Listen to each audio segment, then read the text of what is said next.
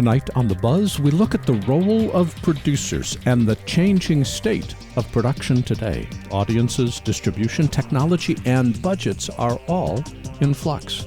Tonight, these experienced producers share their view from the inside. We start with Bob Bain, executive producer of Bob Bain Productions. He specializes in live events and comedy, both of which are exploding in relevance.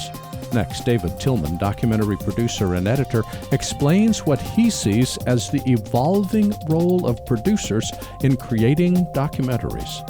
Next, in this era of alternative facts and fake news, what's it like producing documentaries for major networks? Tonight, J.J. Kelley, Emmy-nominated director and correspondent and senior producer at Explorer for National Geographic, shares his thoughts. All this, plus James DeRuvo with our weekly doddleNEWS update. The Buzz starts now. Since the dawn of digital filmmaking, authoritative, one show serves a worldwide network of media professionals, current, uniting industry experts, production, filmmakers, post-production, and content creators around the planet. Distribution. From the media capital of the world in Los Angeles, California, the Digital Production Buzz goes live now. Welcome to the Digital Production Buzz, the world's longest-running podcast for the creative content industry, covering media production, post-production, and marketing around the world. Hi, my name is Larry Jordan. It comes as no surprise that the changes in our industry are accelerating, and at many levels. So tonight, we decided to look at what's happening through the eyes of some experienced producers. Yes, technological change is a constant, but what's new is how the audience is also changing, and in ways that we didn't expect. Bob Bain shares his valuable insight on these new trends. Also, unlike years past, we're in a new world of fake news and alternative facts. It's never been harder to separate truth from fiction. J.J. Kelley has produced dozens of network-grade documentaries, and we want to get his perspective on this new reality of what is truth. By the way, if you enjoy The Buzz, please give us a positive rating and review in the iTunes store. We appreciate your support to help us grow our audience. And now it's time for our doddleNEWS update with James DeRuvo. Hello, James. Happy holidays, Larry. And a happy first Thursday of December to you as well. What's in the news today?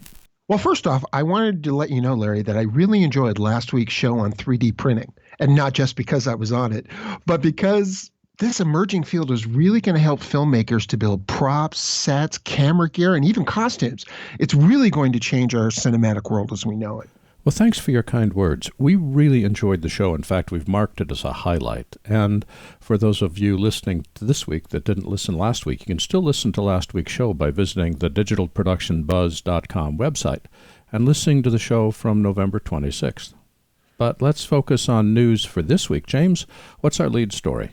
Red has kind of launched a new camera, and what I mean by that is they've taken their Dragon sensor platform and they've updated it for the current, what's called the IPP2 workflow. So now Dragon will support the new color science and the DSMC2 architecture that they're using for 8K cameras, but it's only a 5K model. It can shoot at up to 960 frames per second and 5K from a Super 35 millimeter Dragon sensor, and it gives users the ability to use DSMC2 accessories on their Dragon platform. So it's a really, really big deal. So where does this fit into Red's product line? Earlier this year, Red moved to simplify their overall product catalog by limiting it solely to DSMC2 product models. And if you had anything before that, you could get them upgraded, but they've stopped selling like the old Red Dragon, the old Red Epic, and even the pre-DSMC2 Red Weapon have all gone away. And so this is basically taking the Dragon platform and future-proofing it into the new DSMC2 line, which is really good news for those who have Dragon cameras. They'll be able to upgrade, but Red Fire Chief Jared Land says it's actually cheaper to go out and buy a brand new red Gemini and just pay the upgrade fee to put it into the new sensor. Okay, that's Red. What's our second story? NVIDIA has launched what may be their most powerful Titan GPU yet again.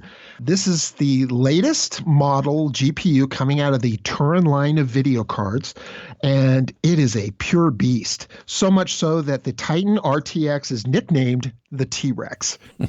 It offers 576 Turing tensor cores, which basically translates to 130 teraflops of performance. It has 24 gigabytes of DDR6 RAM, and I'm going to hold off for a second here, Ray. Remember when graphic cards had megabytes of RAM? And now we have 24 gigabytes of DDR6 RAM. Plus, it handles over 672 gigabytes per second of bandwidth and an additional 100 gigabytes per second through NVIDIA's NVLink software. And you can daisy chain two of these cards together for even bigger performance. Oh, my goodness. Well, who is this chip designed for? Well, looking at the spec sheet of this GPU, you can tell that NVIDIA designed it with 8K and virtual reality workflows in mind. But it also has applications in artificial intelligence and rendering and that type of field. So it's not solely for the entertainment industry, but it is for high performance workflows. And the Titan RTX can handle them in real time with rendering and ray tracing.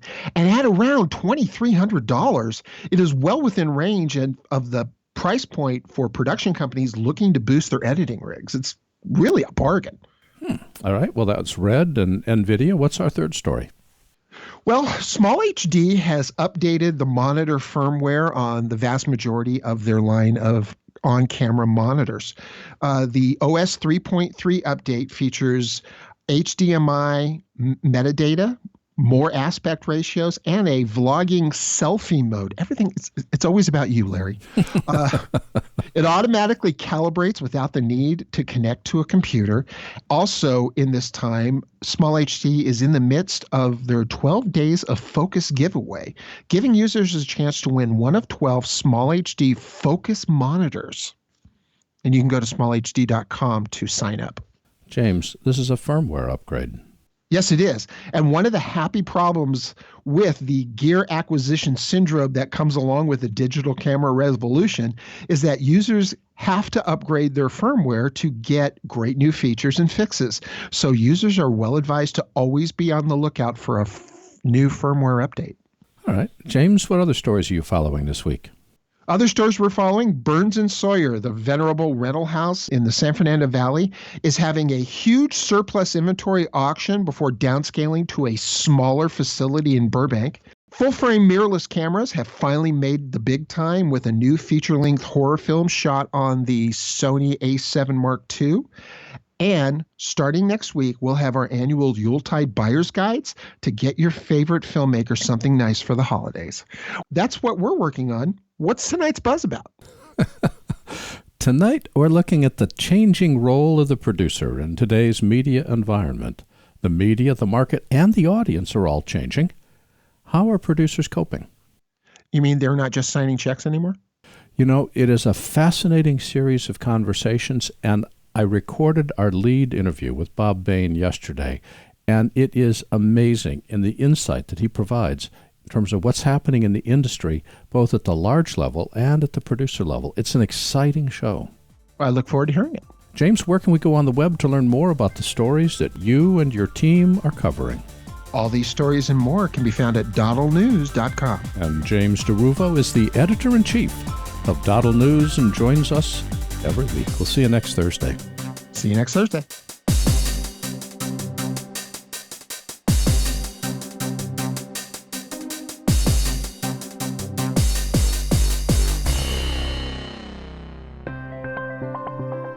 Here's another website I want to introduce you to, doddleNEWS.com.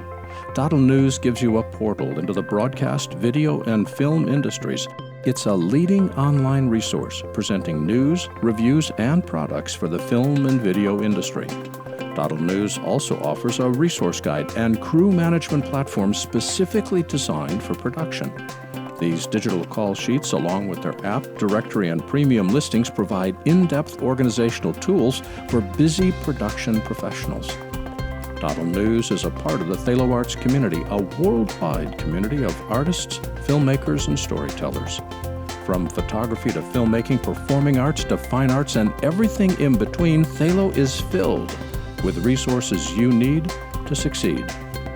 Whether you want the latest industry news, need to network with other creative professionals, or require state-of-the-art online tools to manage your next project, there's only one place to go: doddleNEWS.com.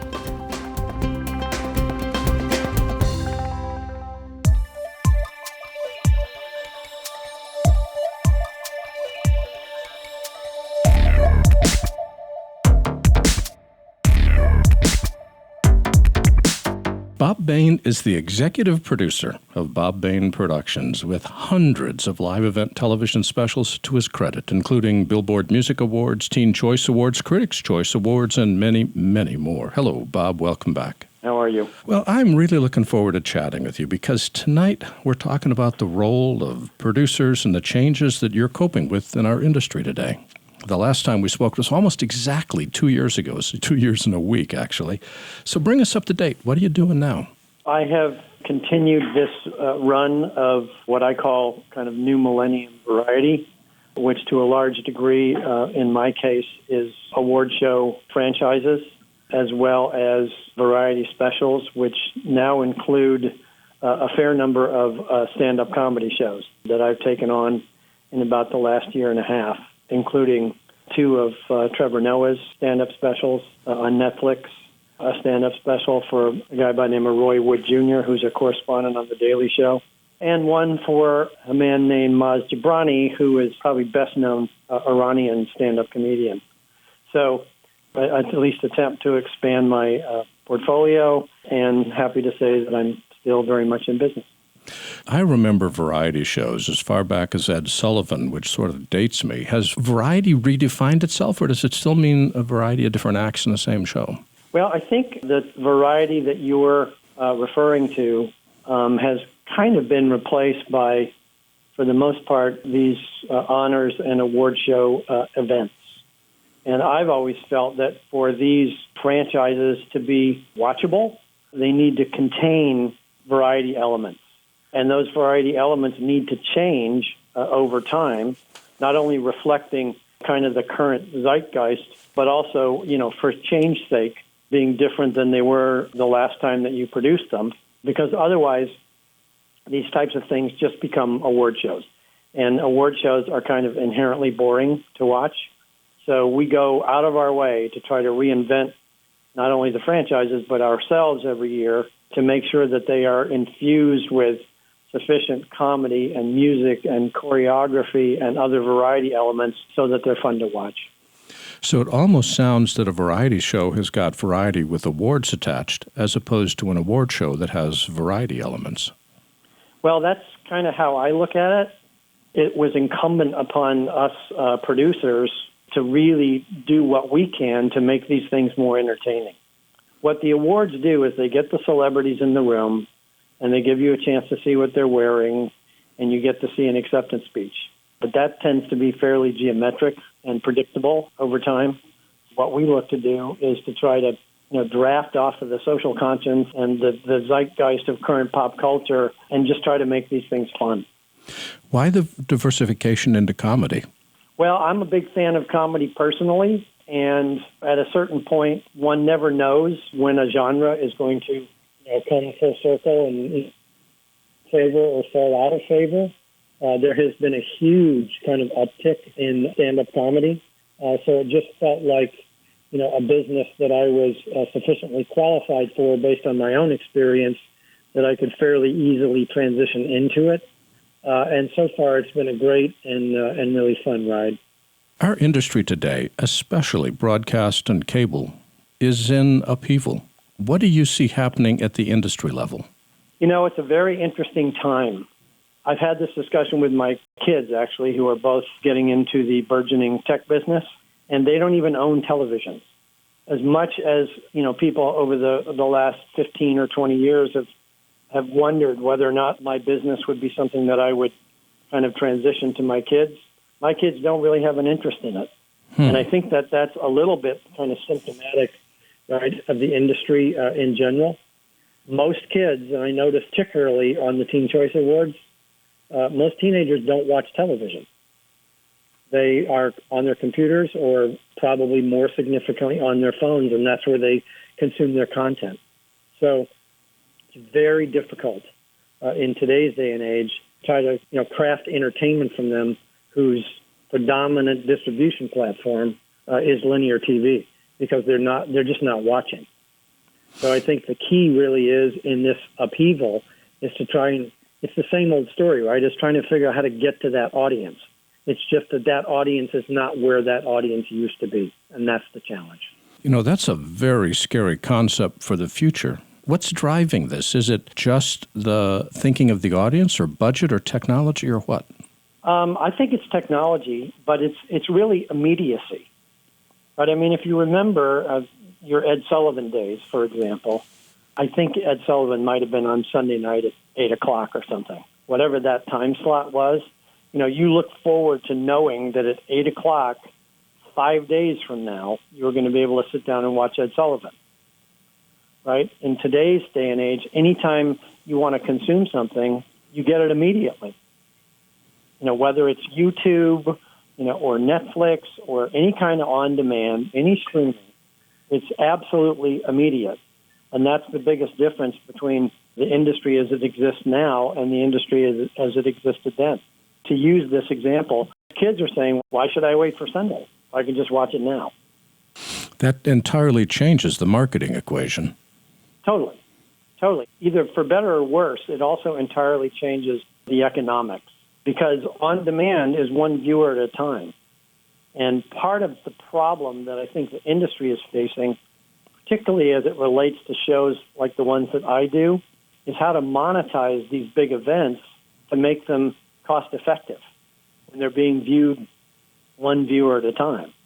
Because the $3, $4, $5, $6+ million budgets, won't really support, at this point anyway, kind of a YouTube or even Netflix model.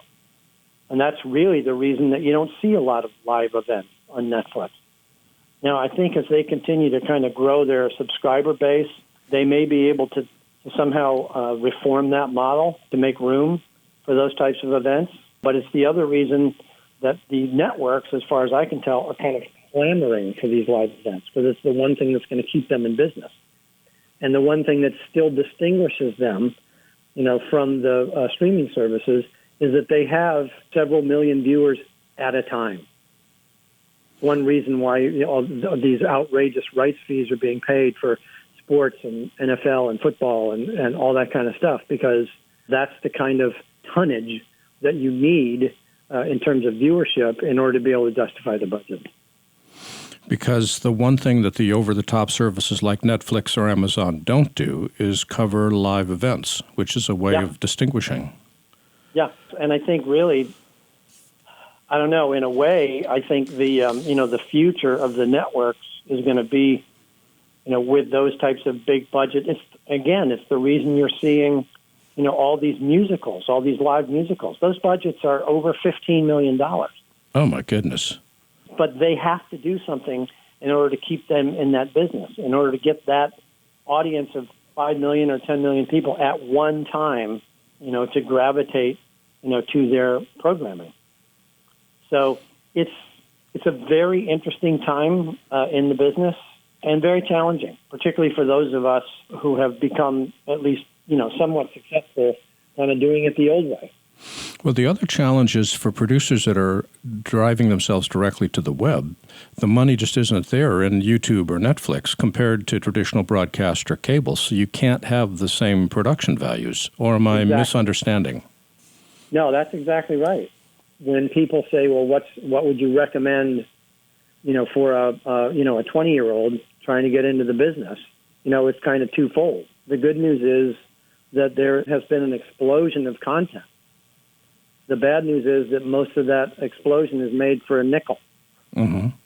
Right? So it kind of reforms, certainly, not only the expertise, but also the expectations expectations of people who are getting into the business. Because basically anybody can make anything sitting in their living room. Well, let's move up from a 20-year-old producer to a 40-year-old producer who's looking at the chaos surrounding them. What advice do you have for them, people who love to produce but are struggling to cope with this new environment? Well, what I would say is just don't stop growing, don't stop learning. Because one way or the other, if you're going to be an effective producer in this business, you're going to have to understand how social media works. And I have to say, quite honestly, it's a struggle for those of us who are, 40 or older, because we didn't grow up with it. It's not a struggle for my kids because they grew up with it. But one way or the other, the immediate business is clearly going to be, a partnership between, linear kind of network cable TV, and the streaming services. In other words, you're not going to be able to put on an event, even for network television, that doesn't have a significant kind of streaming partnership and component. So that would be my advice to the 40-year-old, which is, make sure that everything you do, contemplates both sides of the equation. These times are really challenging. Is there any reason to be hopeful? Oh, yeah. I mean, here's my position on that. If you're not optimistic, then you shouldn't be in this business to begin with, or any business for that matter. And I think the real winners, are the ones who can kind of use that optimism, to their advantage. It's always going to be challenging by definition. It's dynamic. And I believe that if you maintain your optimism and you're willing to work at it, it'll work out for you. Bob, for people that want to hire you for their next live multi-million-dollar event, what's the best way to reach you?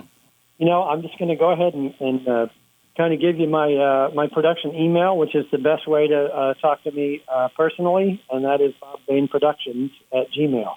That's all one word, Bob, B-A-I-N, Bob Bain Productions, plural, at gmail.com. And Bob Bain is the executive producer at Bob Bain Productions. And Bob, thanks for joining us today. My pleasure. Thanks for having me.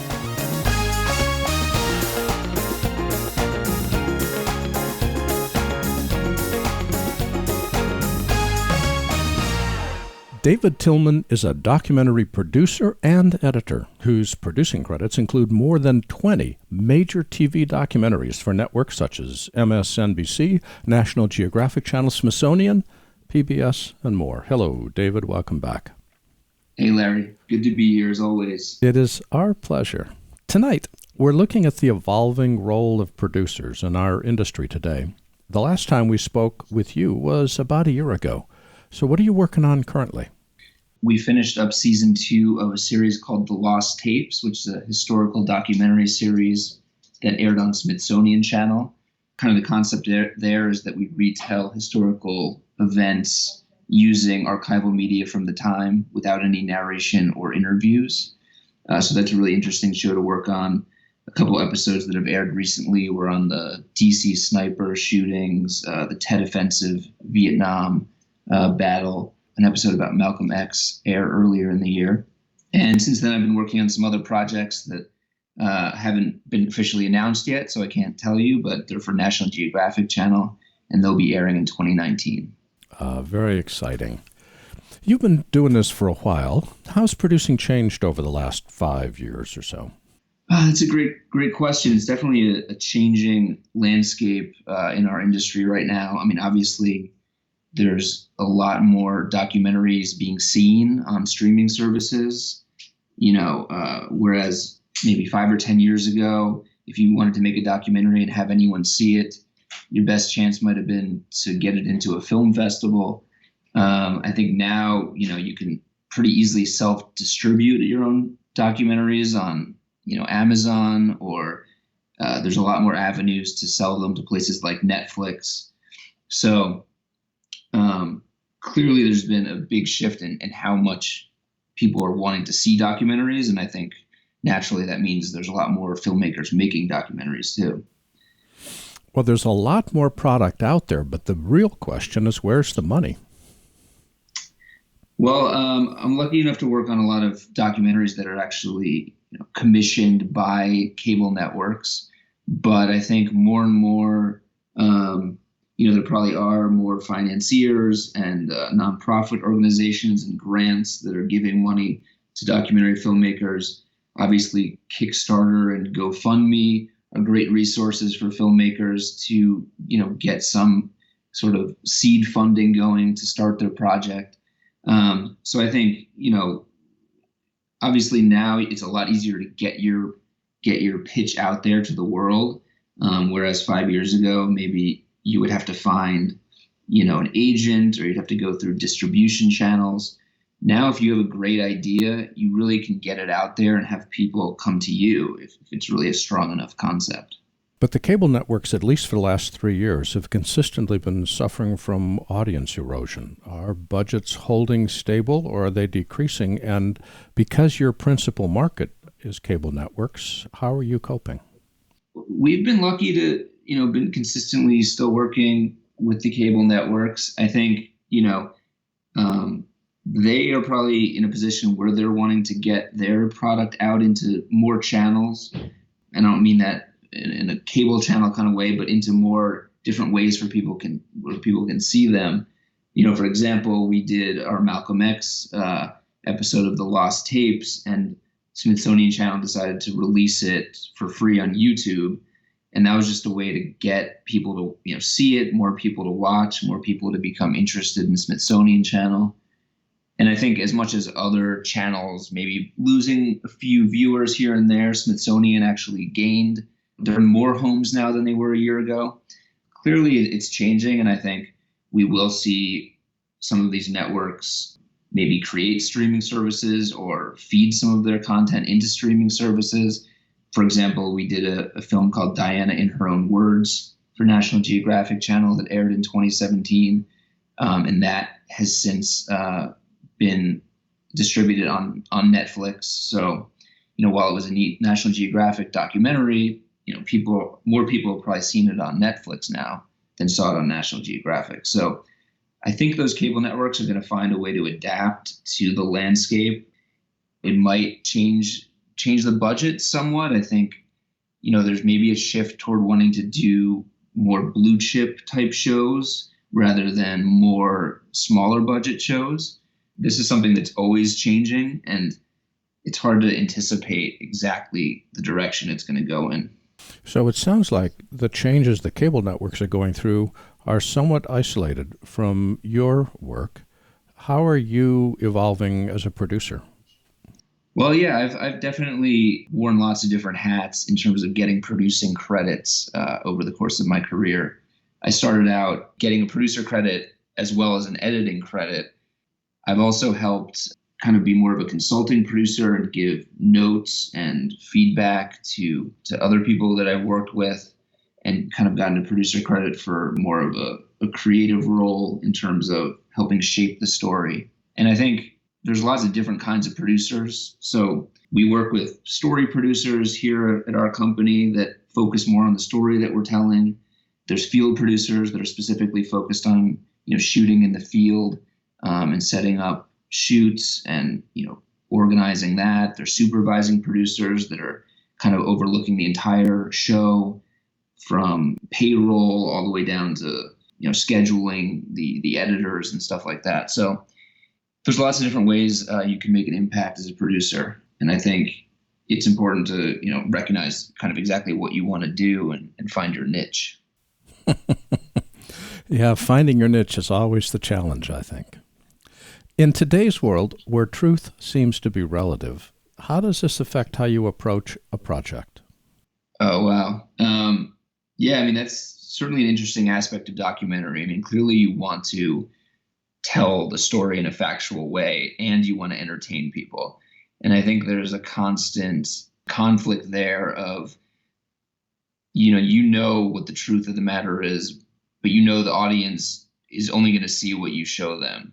So we always try to be as historically accurate as we can with everything that we do, even in ways that most people would never notice. We've done some projects where we know only 1% of the audience might be kind of an expert in the subject that we're working on, but that 1% will know, and they'll catch us if we do something that's a little historically inaccurate in some way, like use a picture that's from a month too soon or something like that. It's always, I think, something you have to look at within the scope of the overall truth of the project. I mean, I think there's always some leeway in terms of wanting to represent what happened, but only having, certain materials to work with to tell your story. But certainly, I think at the end of the day, you want to be able to feel like the story you're presenting is the truth and that it's not sort of your version of the truth. In today's hyper-political and politically correct environment, has this required a change in your producing style? I don't think it's been much of a change. I mean, I think everyone's a little more conscious now in terms of how they're representing their subjects. I think we've always tried to make our documentaries feel inclusive in terms of representing as many viewpoints as we possibly can. You never want it to feel like it's one-sided in any respect. So I think for me personally, it hasn't really changed anything, but I think on a whole, hopefully there is sort of an increased consciousness toward political correctness and inclusiveness in terms of representing all sides of a story. What advice would you give to a 40-year-old producer who's been producing for a while, but is looking at the changing landscape, not just in documentaries, but in media in general, and struggling to cope? What advice would you give them? Oh, wow. 40-year-old. It's an interesting case study. I guess someone who's sort of in the middle of their career. My personal opinion is, at the end of the day, I think you want to be happy with the work that you do, and ultimately that's going to lead you to be a happier person and to hopefully do better work.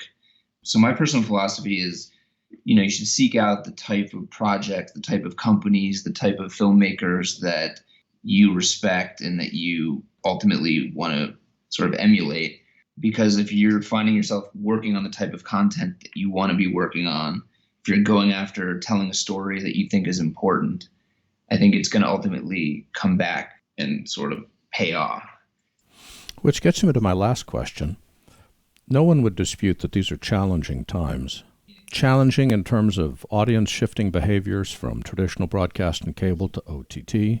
Challenging in terms of budgets in flux and generally descending. Challenging in terms of technology. Challenging in terms of how millennials deal with television. Challenging in terms of audience taste. I think we abound with challenges. Is there still reason for hope? Well, now you've got me kind of scared. Just kidding. I hope so. I mean, I think people still have the appetite to watch stuff, even more than they ever did. I think there's a larger number of people that want to watch things. And I think you're right that it's certainly changed a lot, first with DVR and then now with streaming services and people kind of cutting the cord on cable. But I think, like I said, people want to watch things. They want an escape from reality. They want to learn about things. And especially with documentary, I think, you can say all these things are changing, but in terms of documentary, there's probably never been a better time. So I'm hopeful that as the landscape continues to change, people in our industry figure out a way to sort of adapt with it and, still find the money to make great shows and still keep going. But yeah, you're right. I mean, it's definitely something to keep your eye on, and you kind of have to have your finger on the pulse and kind of roll with how things are changing. And for people who want to keep track of the projects you can talk about, where can we go on the web to learn more? Probably the best place is my Twitter feed, at David Tillman. It's pretty much where I connect with people and let everyone know about what I'm working on and where to watch it. That's on Twitter at David Tillman, Tillman. And David Tillman is a producer and editor for documentaries. And David, thanks for joining us today. Thank you, Larry.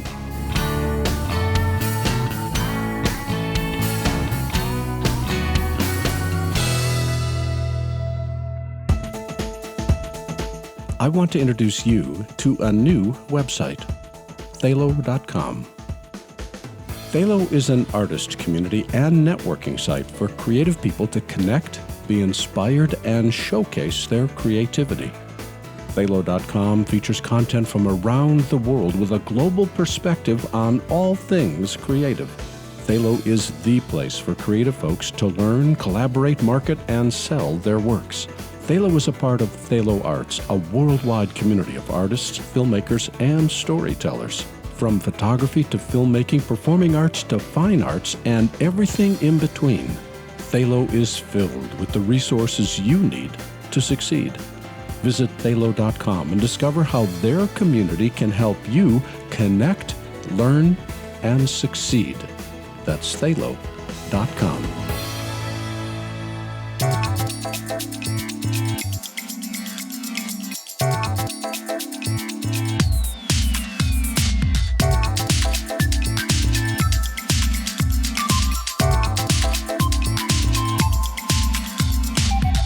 J.J. Kelley is a twice Emmy-nominated director and correspondent. He's also a senior producer at Explorer, National Geographic's flagship documentary series, whose work has taken him to all 7 continents. He's also currently hosting an adventure series for the Travel Channel. Hello, J.J., welcome back.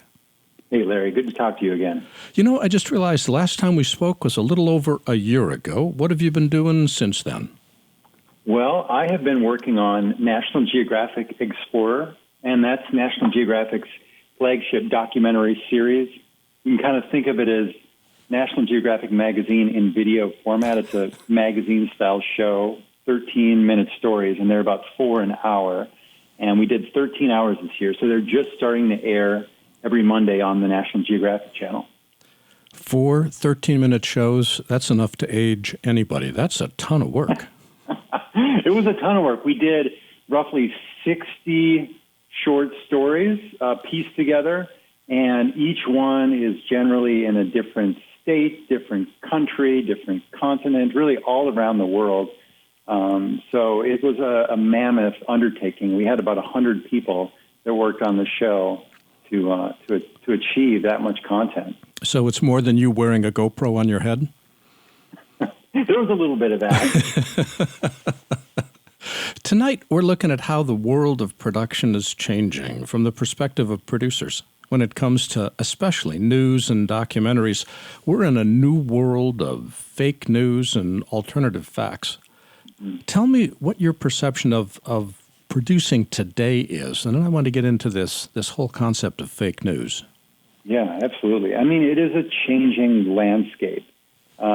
I'd say especially accelerated by the rise of new networks, outlets that we didn't think of before as networks, like Facebook or Amazon, and then you have Netflix, and Apple's starting to get into the game, and YouTube. So I think that that's really changed the outlet for how we consume media. Your last guest was talking about the fact that, people don't have cable anymore, and they're not going to that source of content. So if you don't have cable, you're going online. And by going online, it's created all these new outlets and really confused the market. So I think that now the world that we're operating in is a very nebulous one. Knowing what the next outlet is going to be is kind of tricky. Well, one of the comments that both our earlier guests made is that we've never had more opportunities for distribution, but the financial model is just falling apart because social media doesn't pay at the same level that traditional broadcast does. So suddenly, although we've got more people interested in watching, it's harder and harder to pay for it. Would you agree or disagree? Yeah.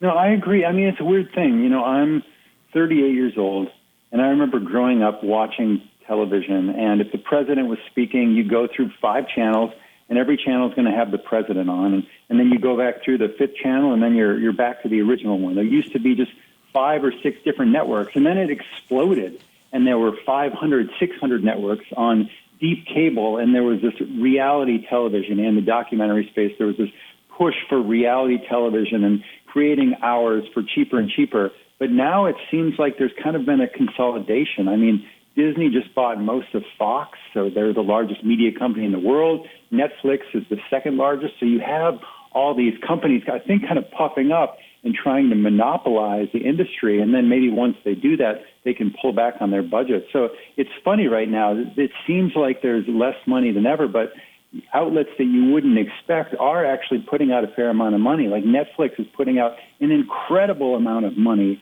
to produce content. And I think, like I said, it is in an effort to kind of suffocate every other company out.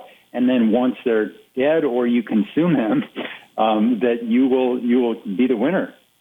One of the long-term problems that Bob Bain referred to in the first segment is the idea that millennials are not buying televisions anymore. They're consuming media on a binge basis by looking at their cell phones, which means that it's really the stuff they already know about that they're watching. Does this change the way that you think about production?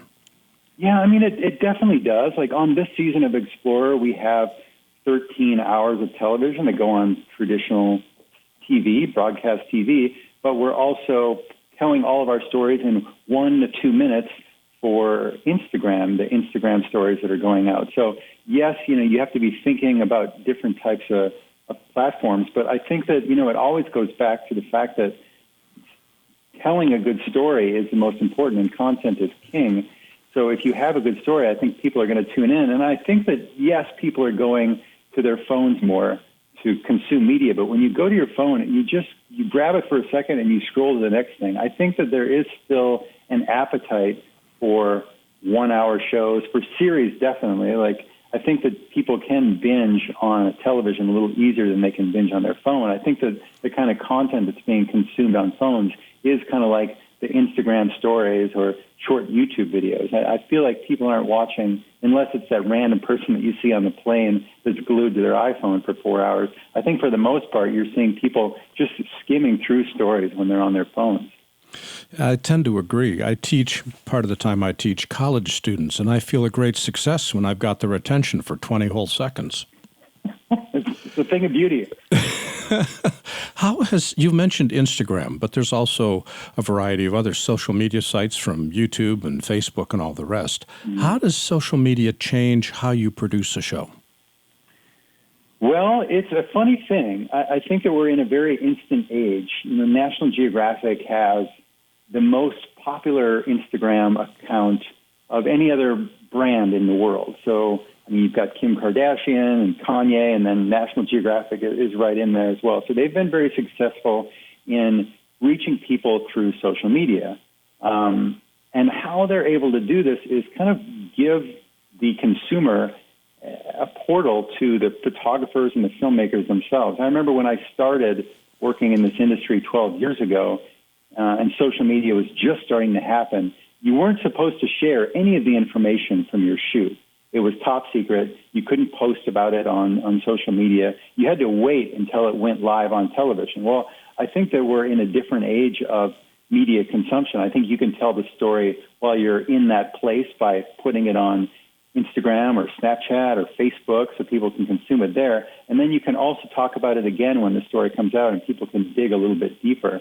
So it is this kind of constant deluge of content that's always going out to the world. And I think in order to stay relevant, it really is maximizing your content and saying, are we only going to get one burst out of this material when it goes on air? Or could we be telling a story as we're capturing it?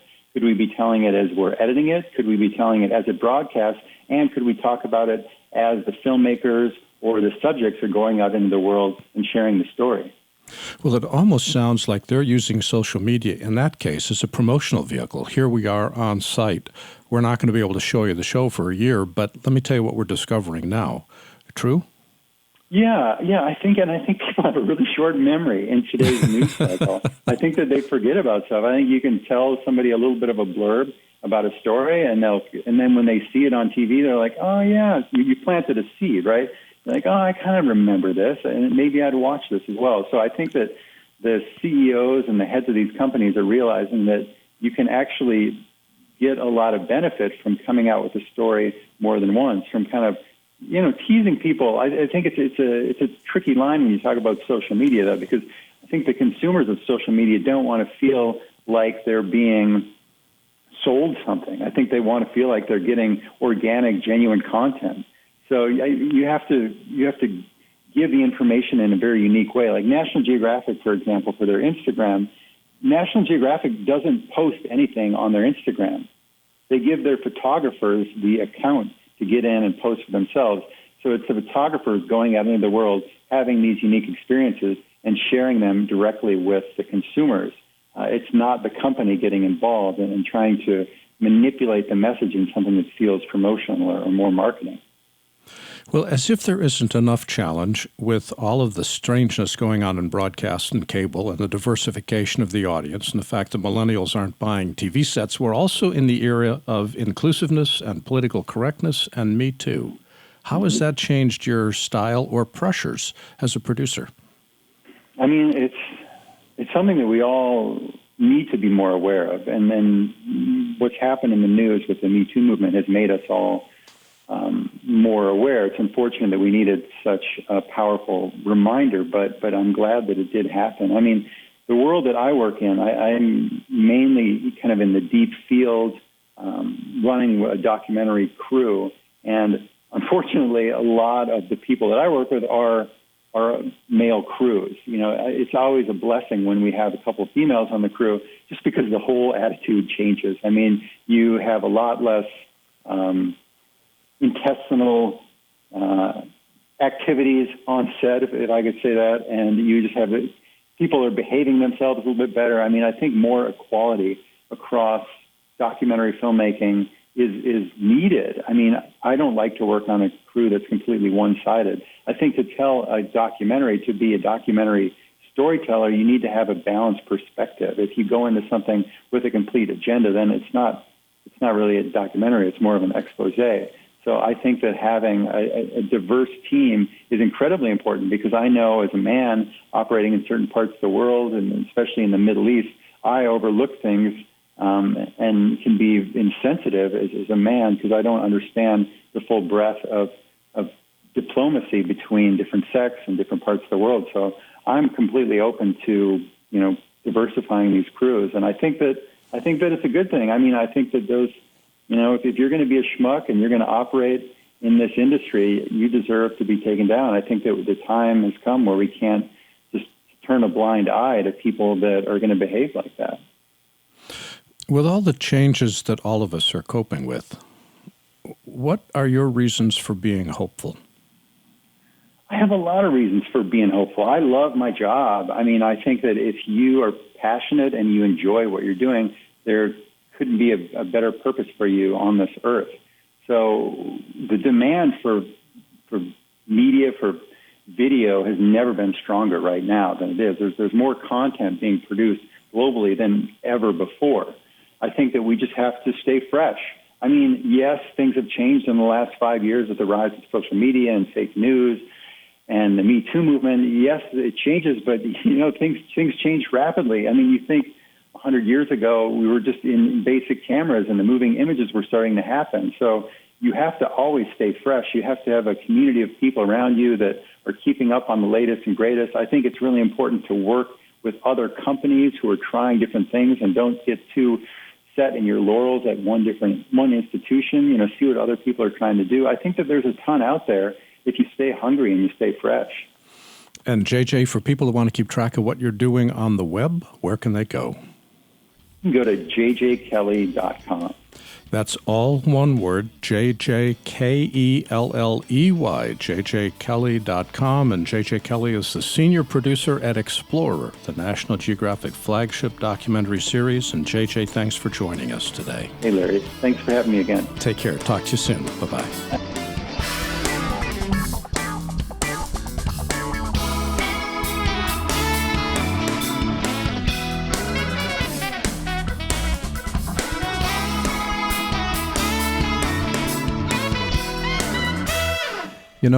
I was just thinking, what struck me most forcefully during Bob Bain's interview was that younger folks today are not buying TV sets.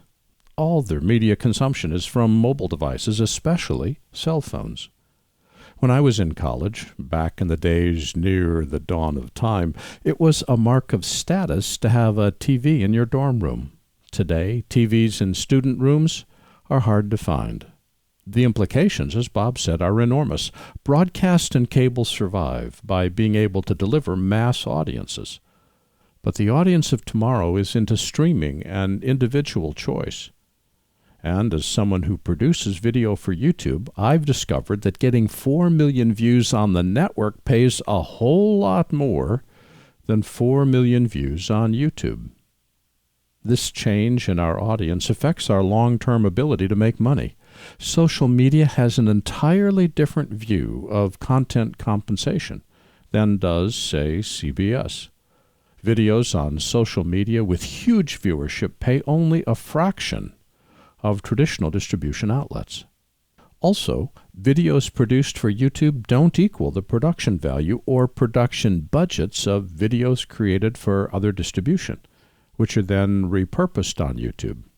Because if you think about it from a sponsor's perspective, if they can get 4 million people to see an ad on social media, does it really matter what the content looks like that attracted that audience? Challenging times.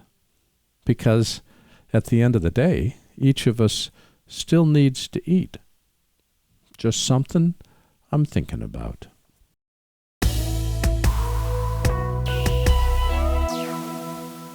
I want to thank our guests this week, producer Bob Bain, producer and editor David Tillman, producer and correspondent J.J. Kelley, and, as always, James DeRuvo with doddleNEWS.com. There's a lot of history in our industry, and it's all posted to our website at digitalproductionbuzz.com. Here you'll find thousands of interviews, all online and all available to you today. And remember to sign up for our free weekly show newsletter that comes out every Saturday morning. Talk with us on Twitter at DPBuzz and Facebook at digitalproductionbuzz.com. Our theme music is composed by Nathan Doogie Turner, with additional music provided by smartsound.com. Our producer is Debbie Price. My name is Larry Jordan, and thanks for listening to the Digital Production Buzz.